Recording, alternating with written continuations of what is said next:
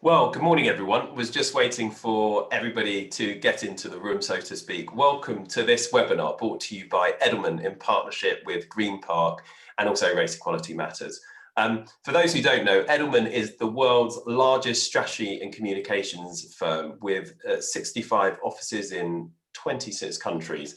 Green Park has become also one of Europe's fastest growing suppliers of leadership recruitment and consultancy services and help many firms ensure that they have a diverse leadership base. For those who don't know, I am Chuka Umunna. I am an executive director of Edelman and I co-lead our global strategic consulting practice that provides advice to corporates and investors on how they integrate environmental, social and governance factors into decision making.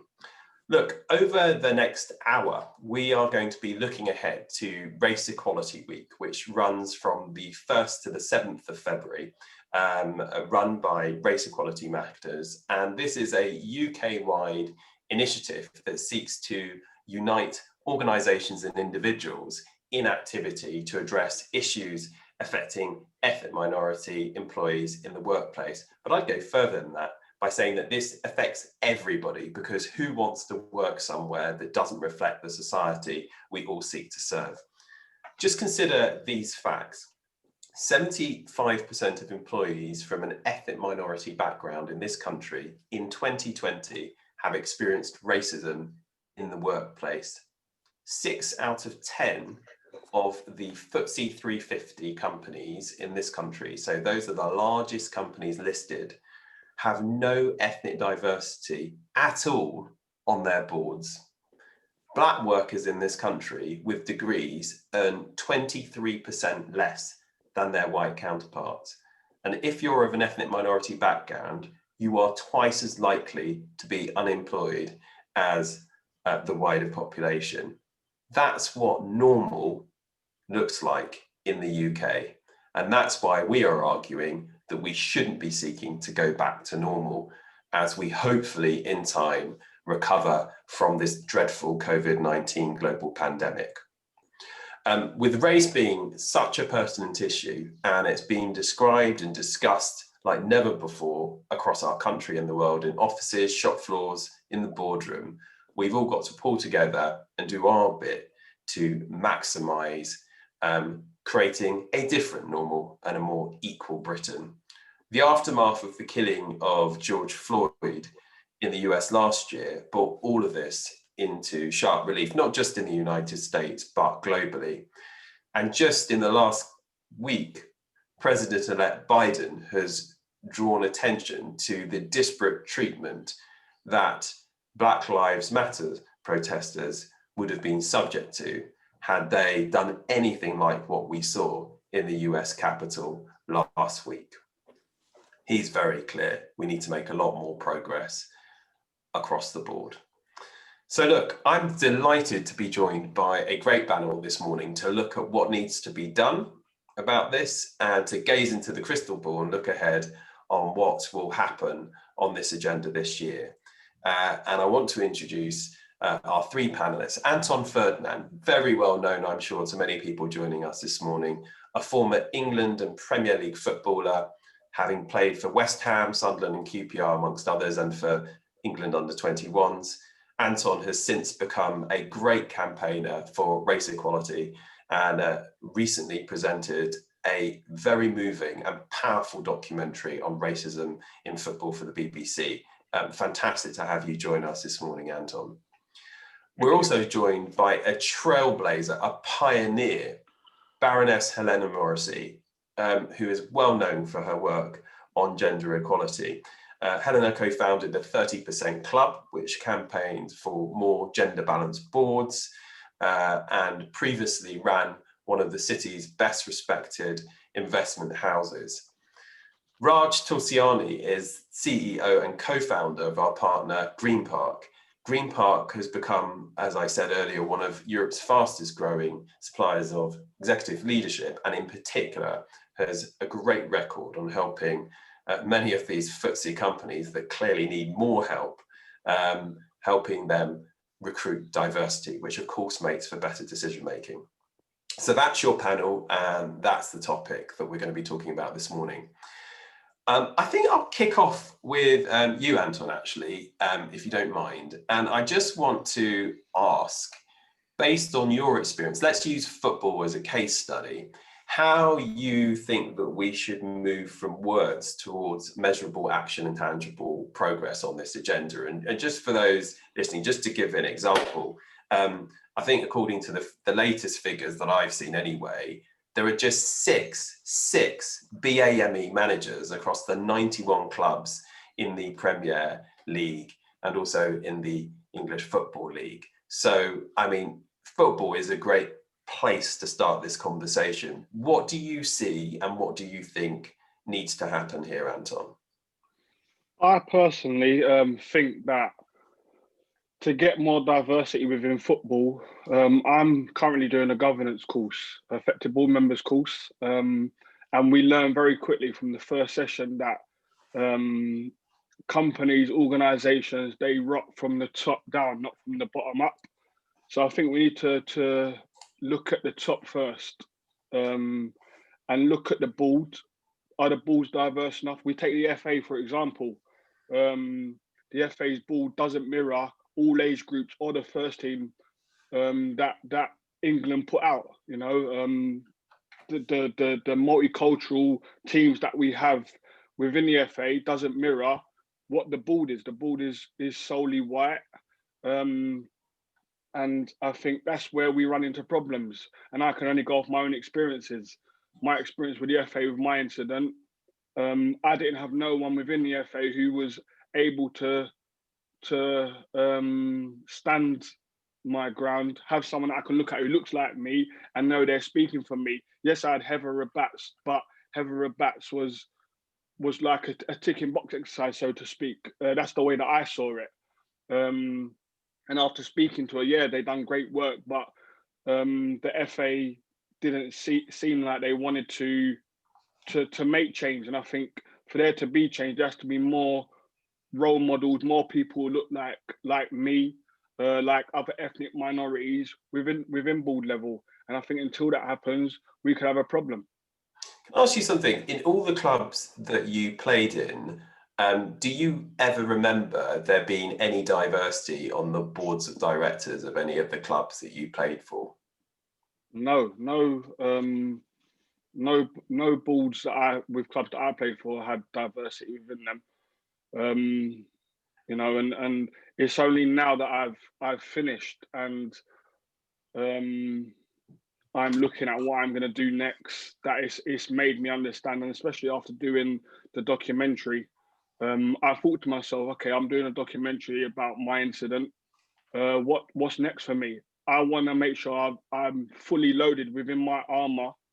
That when I go into meetings now, speaking with the people that I've called out within my documentary, the likes of the Premier League, the likes of the FA, the likes of the PFA, that I'm well armored and well finely tuned in and clear in what I want to do. That is the reason why I took up the effective members program, is to be able to do that. What do you say to the owners of clubs and chairmen who generally will populate a board with people to look out for their interests without necessarily thinking of broader stakeholder concerns? I mean, I have a bit of experience, I suppose, in my own family. My father, when the Premier League came into being, was the only black director of a Premier League football club at Crystal Palace.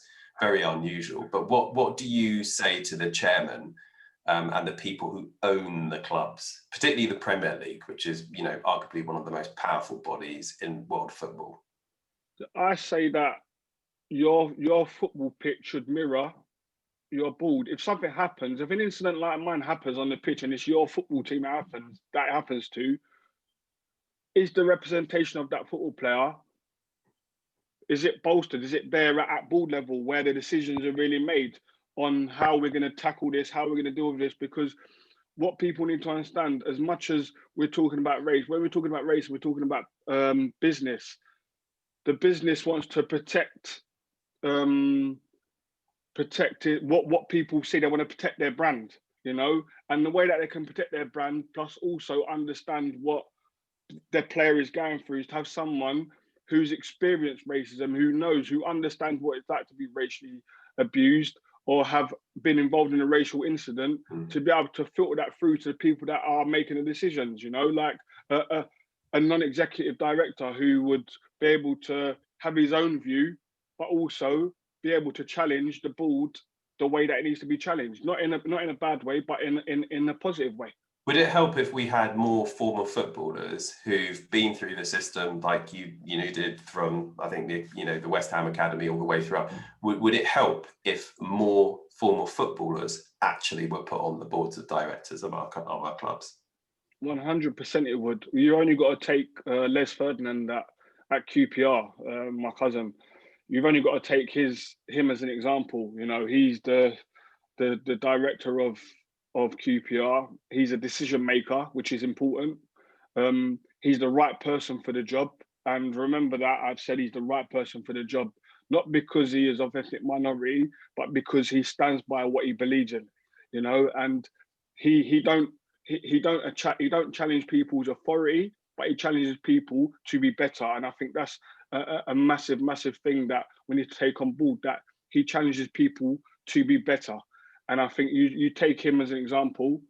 Paul Furlong, who's also there, yeah, he took his under-18s group off the pitch. I think it was 2 summers ago, because one of their players had been racially abused. Les Ferdinand is a decision maker at the club. He ensured that Paul Furlong's stance was supported. When my incident happened 9 years ago, I never had that. Can I ask you just one final question before I go to Helena? The English Football League introduced the Rooney Rule over the last, I think, 18 months, whereby if there's a managerial vacancy, you have to interview at least one BAME candidate. And obviously, a lot of attention was brought onto the Premier League in the wake of George Floyd last year, the death of George Floyd, and they maintain a position that they won't adopt the Rooney Rule, which was, of course, originally implemented in the NFL in the US. Do you think we need to see the Rooney Rule introduced in the UK Premier League? Yes, we need to see something introduced. I mean, even if it was a governance code which was brought in to help diversity, I think that would be fantastic. I know there's one being written at the moment, which is fantastic. And I think if that was brought in, where these institutions, where these football clubs had to follow the frameworks of a governance code, an equality code, race equality code, that'll be one way where football can become better. I mean, we've just got to look at the likes of Ashley Cole, whether you like him, whether you don't, whether we've had our hard differences, and we, like people know, it's public. But I take him for an example. He was arguably the best left back of his era, you know, and he had a fantastic career. Same as Steven Gerrard, same as Frank Lampard. But does he walk into a Rangers job? Does he walk into a Derby job? No, he doesn't. Clubs need to understand the new generation, like myself and the generation before after me, need role models. They need to see role models within these positions, so it elevates us to know we can do it. And I think boards need to understand that. Right. Okay. Well, that's a great jump off to go to Helena. I mean, where to start? Because you are, like I said, a pioneer and have been campaigning on this from a point of view of gender for a number of years.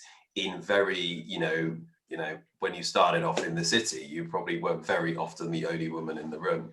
What do you think we can learn from your experience, which has delivered results, and how can we translate that across into the racial arena? And obviously, the two are connected because, you know, Black and Asian women are also subject to a lot of the, if not more of the same obstacles as others.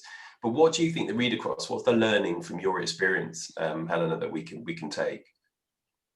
Well, good morning, everybody. Thanks, Chuka, for that question. It's a big question, as you say, but I really do think that there are a number of factors that drove, to be honest, surprising success of the 30% Club. We are now at over 30% female directors on not just the FTSE 350, but also it has been, we've seen more gender balance on the sporting bodies as well. So I was thinking about what I think are the real reasons why it worked after many years of trying and it not working before. And I think first and foremost is the timing.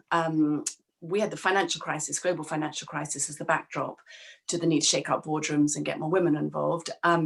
Obviously, last year, as you've already alluded to, we had the terrible tragedy of George Floyd's death. We had a huge outpouring of grief and guilt, frankly, from white people about it. We heard the noise. And I think now there is pressure, which is a good thing, to do something about it, to take action. So I think that the zeitgeist, the conditions, that the moment is now, and that's hopefully an encouraging thing. It also creates a sense of urgency, because we know we can't just sort of have this happen all over again and just say, oh, well, we all said we were very sorry before, and have it on repeat. So I think that's good as a precondition for success. The other two learnings that I think are applicable here is, I agree with Anton, obviously, that you need role models, but you also need real allies and real advocates, not just people who kind of give a friendly sort of pat on the back and, give the appearance of caring, but actually people who are championing your cause, who are more than ticking a box, who are actually saying, it's not just that I will, very generously share my power, but actually I want you to, because you will make the boardroom better, you will make the leadership group better, you will make whatever it is, the football team, whatever it is, your presence will enhance what we're doing. And again, I think, I saw that with the 30% Club, that all the members of the 30% Club, pretty much at the beginning anyway, were all men. And yet I realized that women talking to women about women's issues wasn't going to get us very far. And we needed men's support. And I don't think that's a sign of weakness or failure. I just think it's the way, to get more power. And I think at this moment, again, there are people who may not know what to do. And perhaps we'll get on to that when Raj explains what Race Equality Week's all about. But they are poised and they are keen to do more than they've been doing at present. And thirdly, we need to collaborate. I mean, no one can solve this problem by themselves. No one organization, no one idea, no one individual. And I saw the strength of people coming together, and perhaps a lot of people took very small steps, but they're all in the same direction at a certain point. And we saw the tipping point, the people who were the naysayers, gradually they went quiet. And then some of them, were very smart people, and they realized they wanted to be on the right side of history. And it feels to me very similar, moment as we experienced back then in 2010, when people kind of realized that we couldn't exactly say everything had been hugely successful in the aftermath of the financial crisis. And I would be, I am optimistic about that. I think these preconditions just then need to be, very concrete actions built on. We need people perhaps that don't have all the answers themselves to talk about things they've discovered that work, ways that they have discovered that, help to create the role models, help to create a sense of security for people as we kind of still work through some of these terrible issues that Anton has very movingly talked about, his documentary. If anyone hasn't watched it, please do watch it. And I just want to emphasize, people might say, well, what's a white woman doing, talking about race here? And to me, it's completely, it would be complicit with racism not to do anything, to stay silent, first and foremost. And it's, again, goes back to this allyship point that, if I can help in any way because of the experiences that I've had or because of the campaigns I've run, obviously I'd love to do that. And what's your take on targets? How helpful are targets? If we could just come back to that. So they're incredibly helpful with the 30% Club, obviously, in the name, although I'm not a fan of legislation. I kind of perhaps a bit greedily want people to believe in what they're doing and actually, commit to it genuinely rather than being forced to do it. But the only hesitation I have around ethnicity is, of course, there are many different types of ethnic diversity. And I know in the British census or UK census, there's like 18 definitions. And I think it's not an excuse for not having targets. I think we should set out goals, but just to make ourselves aware that sometimes there's big disparities between different groups within the so-called ethnic minorities. And, we've seen everything from school results right the way through to leadership positions or positions in the city and so forth. Then certain groupings, Asian, groupings often outperform their white colleagues, as it were, and you'll get, you know, my son-in-law's from Ghana, and you know that group, you know, doesn't score well. So there's a very big disparate range, and we just must make sure that we don't think, oh, job done, we've got a decent proportion of ethnic minority leaders, when actually Black Caribbean, Black African are just not represented at all. So just use it with care, I think.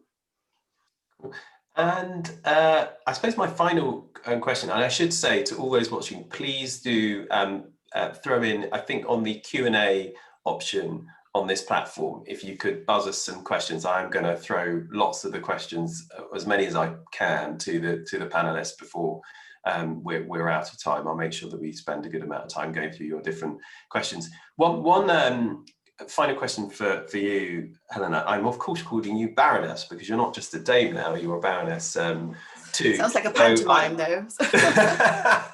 Well, I just think Helena is fine, thank you very much. Well, I suppose I made the jump from the political world back into the private sector, and you have gone in the opposite direction. What's the one thing that you think government should do in this arena? And I have to say, actually, I mean, I do think, you know, Theresa May, I think, did some really good stuff. I say that, of course, not Obina for her political background. The government did the race equality audit, and I think unless you know the figures and the pictures and, you know, what's happening, you can't do anything about it. But where we are now, we look to make good on all the warm words that followed the death of George Floyd and the whole huge Black Lives Matter debate, which I'll come on to discuss with Raj shortly. Well, is there anything in particular you'd like to see government doing here? Well, there are lots of things, but I suppose the most practical thing, if I can narrow it down, I do want them to finally decide to make it mandatory to publish ethnic pay gaps, ethnicity pay gaps. There's been a big consultation. Again, it's the same point as the targets. It can be more complicated, but actually, unless we measure things, and you alluded to, you know, Black graduates in this country earn on average 23% less than their white counterparts. I mean, that's completely scandalous, and we can't have, you know, pride in our country as an equal opportunity country if the color of your skin is going to dictate something as basic as, you know, are you being paid for the work that you're doing? So that's unfinished business for the government. Did a big review in 2019, I think it was. A number of companies now, I was just looking at the data, but there's been a sharp rise in the number of companies voluntarily disclosing, but it's still a minority of companies. And there are some good examples out there, like PwC has been doing this for a long time. So I just think let's get on with that, because it does, what I saw with the gender pay gap, particularly in the first year, was that it really focused the mind of people who otherwise would kind of push this down the priority list, because suddenly it's out in the open. There's, you know, even if they don't really care as much as they should about it, they don't like negative publicity. And it really got people thinking about, you know, how do we solve for this in the future? How do we make sure there are opportunities for everybody, not just white people? So I just would like government to finish the job there. And there's lots of other societal things that can be done, but I'd like to see that happen, please.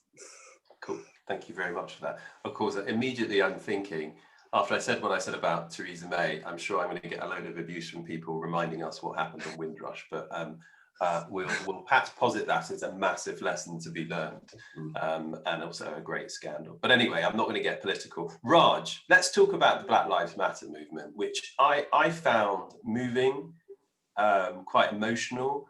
I feel it brought a lot of people to the table, to this agenda in this arena, who had never really thought about the experience, the Black experience, which is multifaceted and varied, as Helena, you know, absolutely correctly points out, because the different Black communities are rich and diverse in and of themselves. So the Black experience isn't a homogenous experience. But do you think, is this a movement? What is it? Is this just a moment? It's certainly something that a lot of clients, you know, seek some guidance on at Edelman. You know, you had a famous example, I suppose, last year of Nike immediately coming out in the aftermath of George Floyd and saying absolutely the right things about the disgraceful race inequalities there still are in the US. But then, of course, people very quickly pointed to their all-white board, which some would have underlined as illustrating a degree of hypocrisy. Where's this going to go, Raj? I think the context of where it's come from is important. So you have to separate the current society consciousness around Black Lives Matter as a movement and equality as a movement, and the increase in will to address inequalities in leadership within organizations. You have to look at that as a point of time. Black Lives Matter as an organization is a political organization, and I can tell you, as someone who sat on the stride board for the Metropolitan Police, we don't need unfunding, we need more funding. But I think it's a problem that it's become quite politicized in an ideological way. I think. Do you agree that it has? Absolutely, absolutely. And there's pros and cons to that. But for our situation, which is different from the States, what a lot of our reality is, we've had Black and Asian people killed in police custody for many years. So I don't think it's this tragic death in America that's suddenly opened our consciousness. We've been conscious for a long time. What it has done, though, which is material, is it has connected the leaders of organizations, both in the public, private and third sector, to why are we in this situation, and how does this affect us as a brand? How does it affect our trust, both with our employees, our service users and our customers? And it has created a material difference in the will to do something. So that's why I think the important time now is moving this moment of attention into race, into a movement that creates more equality in the workplace for everybody, but doesn't leave race behind or hide it behind a banner of social mobility or something else, because we know it's uncomfortable. And one of the reasons why it's uncomfortable is historical. But many of the people in your organizations, they're aware of the disparity. They're aware of the microaggressions. They're aware of the society that we live in. So they're not looking for miracles. What they are looking for, though, is credible evidence that that organization both takes it seriously, is committed from the top to the bottom, and will call out behaviors and actions that are either, at best, analog thinking in the digital world, and at worst, behaviors that really no longer have a place in the organizations and the promises that our organizations make around equality and intersectionality. Well, let's get into some specifics, Raj. So you, as an organization, work with companies to sort this out. We have, in 2020, 6 out of 10 FTSE 350 boards having no diversity at all. Give us 2 specific things you would be saying to chairmen and chairwomen of companies right now that they should be thinking about doing to turn that around? So in 2019, we put 200 people on boards, and 73 of those were ethnic minorities, and over 100 of them were women. So the first thing to say, to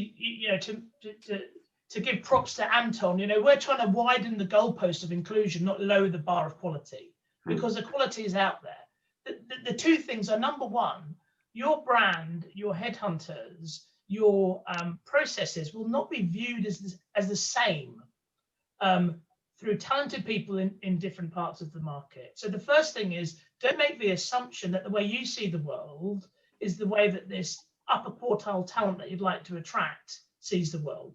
Because I can tell you from the 73 individual stories, it damn well isn't. And the second thing is, we have been looking at how we recruit and retain people in such a similar way for so long that there's a tremendous amount of groupthink in HR, in diversity professionals, within corporates. So doing the same thing and expecting more diverse results in any part of an organization's life cycle just seems like nonsense, doesn't it? And I don't think too many of us should be arguing with Einstein. But the reality is, people don't have a balance sheet for where they are, and they don't understand how their brand is seen differently by different organizations. And that's particularly acute in recruitment, when there is an existing institutional bias in the headhunting industry, because it's based on time and materials. Right. Let me just stop you there. What do you say to recruiters who are currently telling the chair of the nomination, the chair people of nomination committees, I just can't find the candidates for you, they're just not out there? what do you say to those recruiters who are saying that to the nomination committee chair people? So I don't think identification is the issue. We have been giving out free to our competitors for 5 years a list of ethnic minority board ready individuals. And we track who places them. And we, part of our internal thing is we should place more than the Shrek firms. The reality, of course, is many of these candidates who are now in the sweet spot for these roles have been told no by these headhunters for 20 years. And now there is it happened a bit with women on boards. People want to know that they're being headhunted for material and reasons with true integrity, not because they're just filling in the end of a shortlist. And that's often represented in the candidate experience. And that's not just at board level, that is applicable if you take the feedback at many levels within organizations. So the reality is the talent's out there, but it doesn't respond to the same attraction strategies. And part of Race Equality Week, of course, is to get organizations to start looking at their reality in a different way that's co-created. So there's a better relationship between lived experience in their organization and decision making.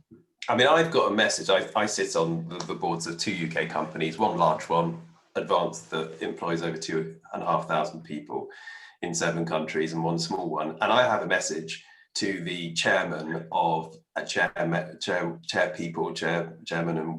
chairwomen of these nominating committees, is if your recruitment and headhunting consultancy are telling you there aren't the candidates, dump the agency. Dump the agency, because in 2020, there are the candidates. And if they are not finding them and not working out how to make your corporate attractive to talent that you would want to recruit regardless of their gender or race, then get rid of them, because they are not up to the job. I just do not buy this argument anymore in 2020. I've been hearing it since I first worked in the city. I've been hearing it when I was the Shadow Secretary of State for Business, and I still hear it now, and it infuriates me. Rant over. Well, it's not a rant, but I think, there's 2 really important concepts here. One is proportionality. So if you're getting paid to do the work, you should prove who's in the marketplace. So that's really important. And I think when people say the talent isn't out there, then there is we use the Origins algorithm, but there's lots of other ways that a headhunter should be able to say, look, this is the field. The second thing, and this is probably much more uncomfortable for people, is there are many, you can attract people who don't want to go to certain companies. And they don't want to go to certain companies because those companies have either reputations, or they haven't dealt with market preconceptions, or there's stories about them. And sometimes those stories are true and they're start of the journey. And other times they're not true, or they're being misinterpreted. But until there's a different relationship between headhunters and internal recruiters and the brand truth around organizations, then you can't build this bridge between the people that you want to understand and attract and retain better and their perceptions of you. So I think, I don't think it's as easy as blaming the headhunters, although it's much more comfortable for people to think that the problem is just on one side of the bridge. Fair point. Okay, right. I am going to come to our panelists in the last 10 minutes to kind of give us their predictions. But between then and now, I want to try and get through as many of the questions that have come in as I can. And Raj, one's actually come in for you about how do we ensure organisations are actually doing something meaningful during Race Equality Week, as opposed to just saying things and, doing a bit of PR. How do we, during Race Equality Week, which starts on the 1st of February, make sure people are doing something meaningful? So thank you. The purpose of Race Equality Week is to create a national place for pause and reflection. And within that, we want organizations to be able to address a number of issues. And some of those issues, we are providing free how-to guides. And an example of that would be Safe Space. So we worked with one of the leading mental health charities to look at this role that the ethnic minority leader and the ethnic minority network chair are playing in today's environment where they're trying to create change. And the safe space allows an 11-step process to being able to do that yourself in your organizations. No commercials required for that. Similarly, through our 250 odd consultations post Black Lives Matter and George Floyd in the height of the first lockdown, we looked at the things that people thought would actually make the most difference in organizations, and we cross-sectioned that by industry. And what we came up with was these ideas around a big promise. And there's a set of commitments for leaders, for allies, for ethnic minority colleagues, etc. And an organization looks at these and they could tick one, or an individual looks at these and could tick one, could tick seven, could do their own thing. But the critical thing with safe space and the big promise is for the 1,500 organizations who have already signed up to Race Equality Week. Those people in those organizations, they will receive free training the next year on the commitments that their organization has made. So what we're doing with Green Park and the Collaboratory and BT and Edelman and all those other fantastic firms that have actually put their hands in their pocket to try and move this agenda on, is we built a relationship that makes the ethnic minorities in the organization more valuable to the organization trying to move forward on this in a broader diversity agenda by providing that cross-referencing, that benchmarking, and critically that free trading.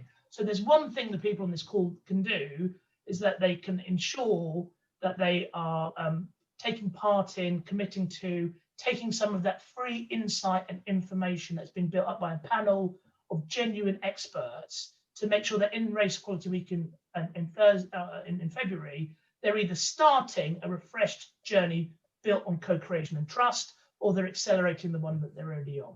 Okay, so here's one for Anton. I talked about Nike.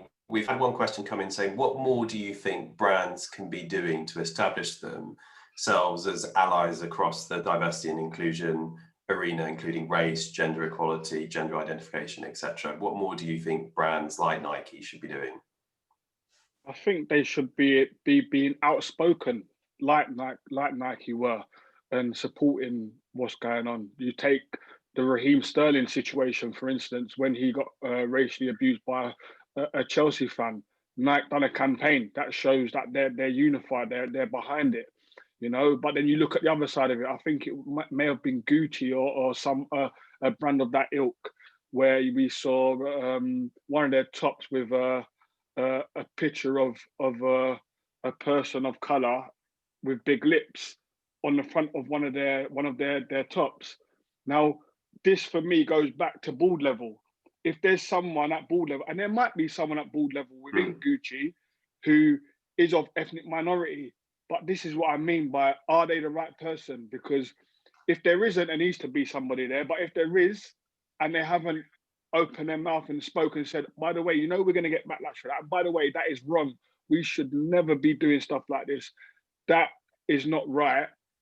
Then it doesn't happen. If there's someone at board level putting across their point in the right way and saying, this shouldn't be on the front of our tops. This isn't what we're about. This isn't what I'm part of this board for, is to be a part of this. You know, if we had people like that at board level, that gives people food for thought. We need decision makers, people that can influence decision makers. There's no point having boards or committees if they can't challenge the decision makers, you know. And I think the FA is another one. I'll give you another example. The FA is another one. You got Greg Clark, who was the chairman, and the FA do some great work.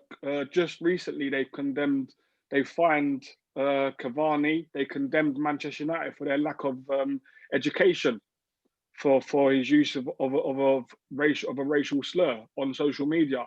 But does that carry weight when your chairman uses the terminology that he used on TV? No, it doesn't. Why did he use that terminology? Because it was something that he was used to. His counterparts, his people that are around him, the people that speak to him within the board, don't educate him. They don't say to him, you can't say that. That's the way that I interpreted that conversation, is that it was so quick off of his tongue is like it was the norm. So people who are working with him and people who are around him day to day don't check him. They don't say, Greg, you know you can't speak like that. You might have been able to speak like that in the 60s, but you see now, using the word coloured and using these type of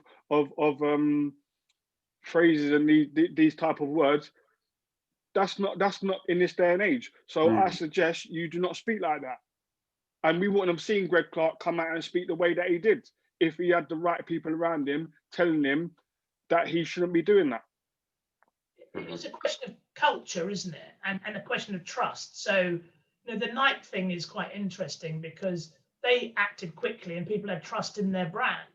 When other people put up black screens or did something, it was seen as tokenistic. And I think, you know, organizations, particularly organizational leadership, we all, you know, it's all in a glass box now. Everyone looks in and sees what they want to see. So the more trust you have in the brand, the more leeway you get. And organizations make mistakes. And, you know, if you look at Greg Clark, if he had and I don't know him, but, you know, just as someone who is outside the game, but, you know, looking forward to our program on BT Sport, Anton, you know, if he had a track record of being on the side of the Angels and he got pulled up on that, people go, he had a bad day at the office. Because he hadn't built up those brownie points, his brand was vulnerable to that. And I think a lot of people on this call need to think about how their brand is vulnerable in the same way that Starbucks or... And you bring this up, actually, is a really good point. We do a lot of research on this. We produce kind of annual trust barometer, which is used by governments, corporations around the world. It's our flagship piece of research. It's coming out this week, actually. You'll hear more details publicly about it tomorrow. But there is absolutely no doubt from the research that we've done at Edelman that there is a direct read across to how you act on these issues, your brand trust, and whether or not people are going to buy your products. Just to give you an example, in the US, 60% of respondents to our survey in the wake of the aftermath of the death of George Floyd were saying that they were making brand buying decisions, whether to buy or not to buy, in part based on their perception of that brand's record on race equality. Now, you could say it was just the moment, but as we've observed, I'm not sure that this is a moment. But I come to Helena. Well, we've had one question here.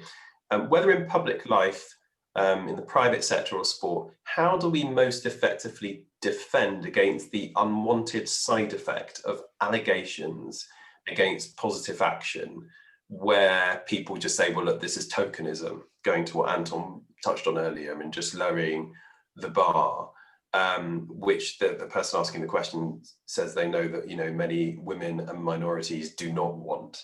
I certainly would hate to think that in any of the things that I've done, I was put there because of the colour of my skin.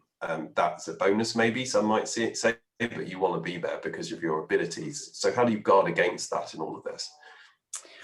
Well, I think there are some institutions that have done a good job at robustly defending their reasons for coming up with, say, certain targets for particular groups. Lloyds Bank a few years ago did put out a very ambitious target of, I think it was 40% of their senior leaders, as they called them. They weren't like top executives, but they were pretty high up in the organization. They said 40% should be women. And there was a backlash. They only had about 23% women in that role at the time.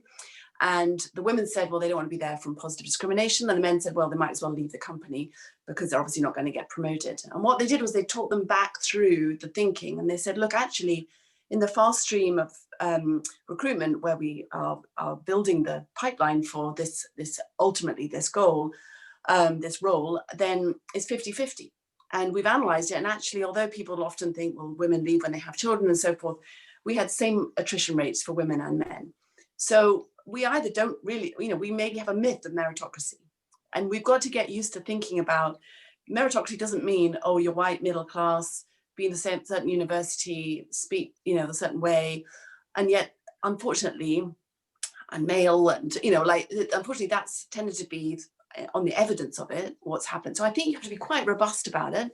Ideally show the evidence that actually what you're trying to do is level the playing field rather than positively discriminate a group. The playing field is not level for people at present who don't fit into really a very narrow group of people historically who've tended to have the leadership positions, board level positions, etc.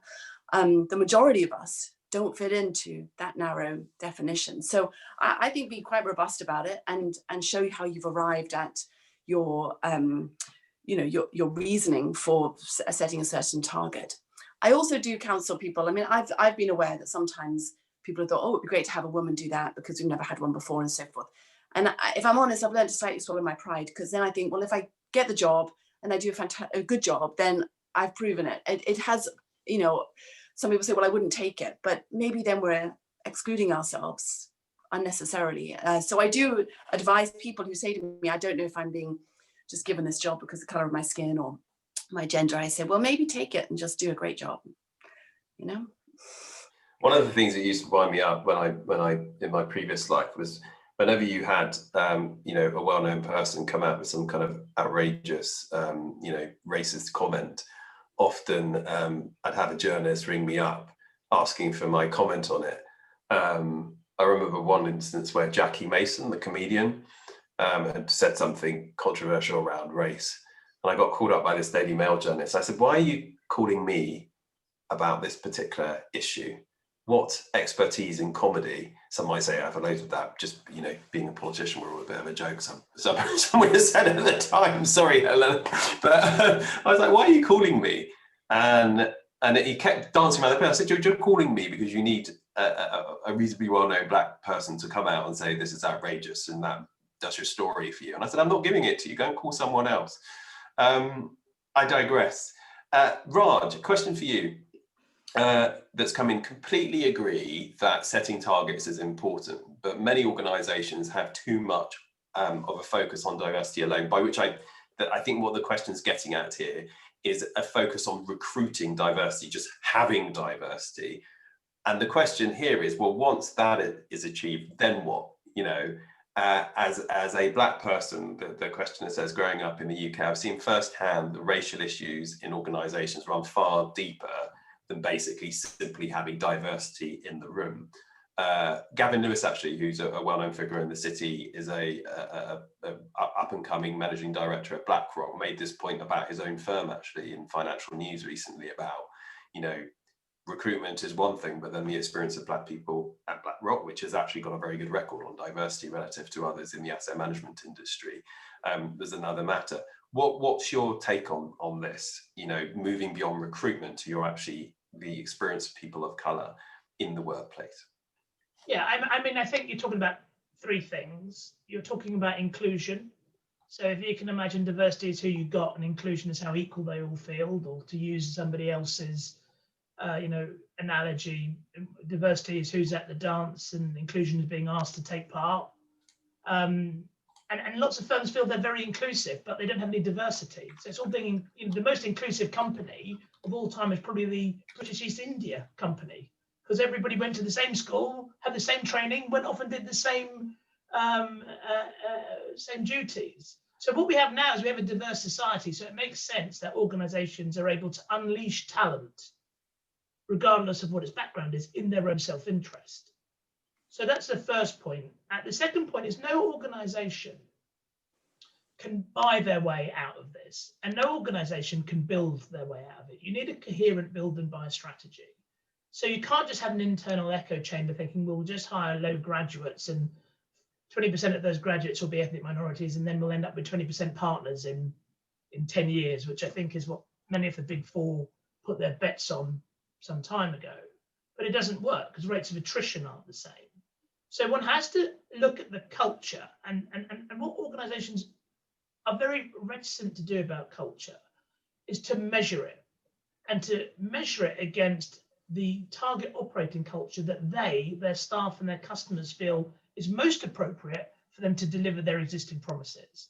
And you mentioned Gavin, who I believe is one of the leaders of Talk About Black, which is one of the ethnic minority organizations that help support Race Equality Week.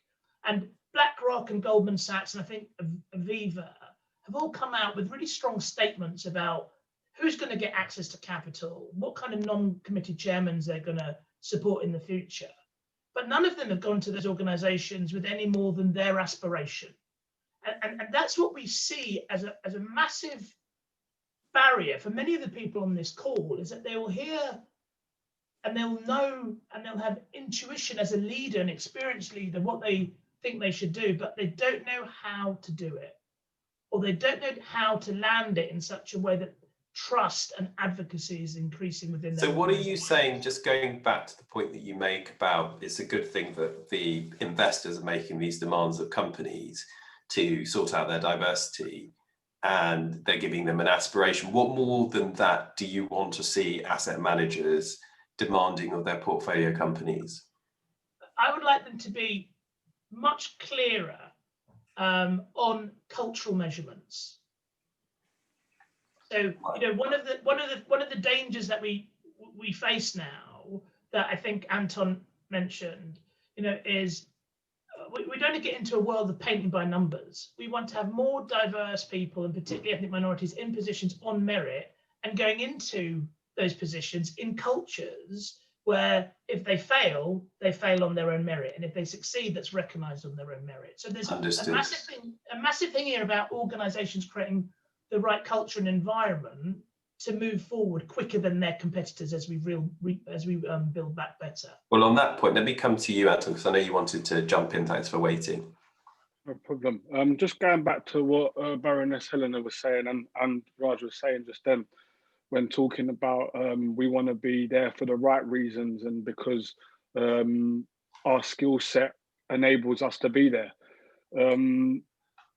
As you know, I'm doing a course at the moment, a program at the moment, effective board members course, and we're learning about this stuff. And I know that when and my question really is, are these organizations really sticking and going by the governance code that is out there for companies to succeed? You know, I know that every year when we're talking about at board level, every year there should be an evaluation of board members of the board, and within that evaluation there should be a committee which then looks at replacing board members, replacing chairs, because obviously a chair can't chair the committee because they can't replace them, they can't be part of a process that replace themselves. But it states very clearly in the principles and the provisions of the UK Governance Code, the 2018 Section B. It states very clearly that part of that process, there needs to be a fair and a thorough look into what the company is doing. And when you're changing these people and when you're looking at them annually, it has to be done fairly. So it has to be done in a way where you look at their strengths, their weaknesses, but their skill set has to be on point to be what they are. And I think that leads me back to, are these corporations actually going by what the governance code is about, which is there to help them? And from what I'm hearing, from what I'm seeing, what I'm saying, what people are saying at the moment on the panel, I don't believe that they are. And this is why the race equality code is so important, because it will give companies a governance code for them to go back on and look at, which will make things better for us as a community, and it will look better within the working environment. Very good. Well, look, we've got I completely agree. We've got 5 minutes left, and so I want to invite all of you to gaze into the crystal ball, but also give us a demand. So my first, and I'll in turn go to everybody, starting with Helena, which is, what do you think will happen this year on this agenda? And what's your demand in terms of what you would like to see happen? And you've got a demand. A minute and a half.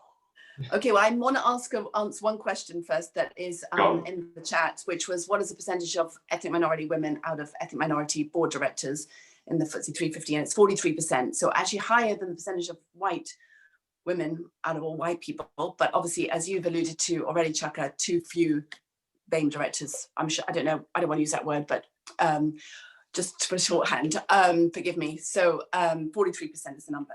So my expectation, my hope is very much that this is the moment for the big breakthrough for racial equality in the workplace. And I think, as I've started by saying, you know, I think all of the factors have converged to create a real opportunity to seize. And I think it's incumbent, this is the ask, on all of us to undertake one or more actions. And, you know, we've talked a lot today, but we want to do more than just talk.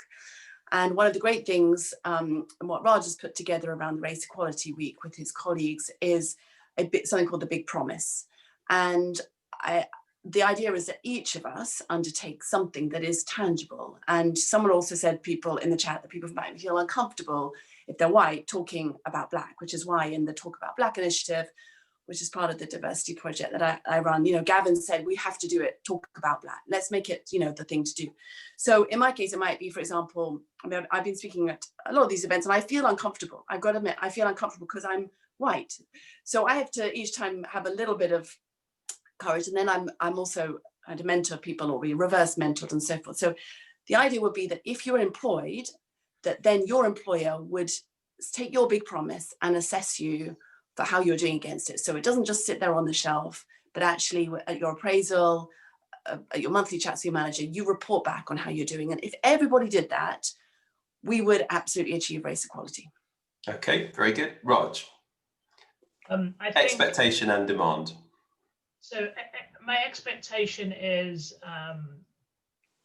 that a lot of people are going to vote with their feet around cultures. Many organisations will have to draw back in terms of staff numbers. That will again disproportionately affect ethnic minorities, women and disabled colleagues. So I think we're starting from a really tricky economic position. I do think within that, some organisations will make more than performative narratives around this and actually make it critical to delivering their plan. And I expect them to hoover up talent and the best quality talent for their brands to accelerate. Those are the people I want to work with. In terms of my ask, we've got 1,500 companies signed up to Race Equality Week. We'll support those companies over the course of the year.